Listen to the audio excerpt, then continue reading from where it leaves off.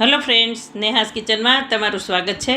તો આજે એક મારી સ્પેશિયલ ભેળ લઈને આવી છું, જ્યાં તમે ક્યાંય પણ ખાધી નહીં હોય। તો ચાલો આપણે એની રીત જોઈ લઈએ। અહીંયા મેં 300 ગ્રામ બટાકા લીધા છે અને બોઇલ કરવા મૂકી દીધા, અને આપણે સફેદ વટાણા જે સૂકા આવે એ લીધેલા છે। 1 કપ ગ્રીન વટાણા સૂકા લીધેલા છે, એને 3 થી 4 કલાક પલાળી દીધેલા હતા। અને હવે આપણે એક કુકર લઈ અને બંનેને બોઇલ કરી લઈશું। એમાં મીઠું અને હળદર ઉમેરી અને મૂકી દીધા છે, અને ચણા પણ મેં 3 થી 4 કલાક પલાળી દીધા હતા 1 કપ। તો એને પણ આપણે અલગથી બાફી લેવાના છે। તો તમે જોઈ શકો છો બંને વટાણા સરસ બફાઈ ગયા છે અને ચણા પણ સરસ રીતે બફાઈ ગયા છે। અને અહીંયા આપણે મસાલો કરી લઈશું। તો મરચાં, લીલું લસણ સૂકું અને આદું લીધેલું છે, એને આપણે આવી રીતે ક્રશ કરી લઈશું। અને બંને વટાણામાં ચણા ઉમેરી એને પણ આપણે મેશ કરી લઈશું।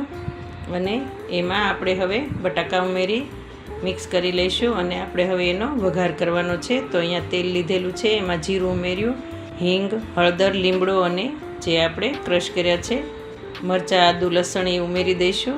આપણે હવે એમાં વઘાર કર્યો છે, એમાં ચણા, વટાણા અને બટાકાને મેશ કર્યું છે એ ઉમેરી દઈશું, અને સરસ મિક્સ કરી અને થોડું પાણી ઉમેરીશું।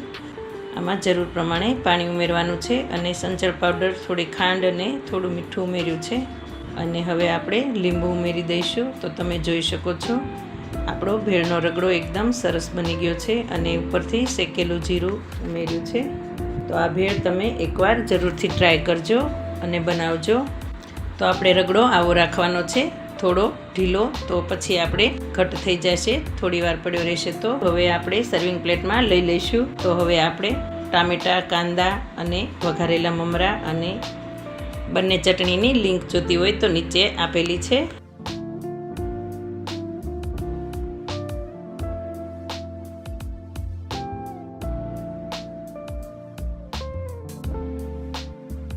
તો તમે એકવાર આ ભેળ જરૂરથી ટ્રાય કરજો।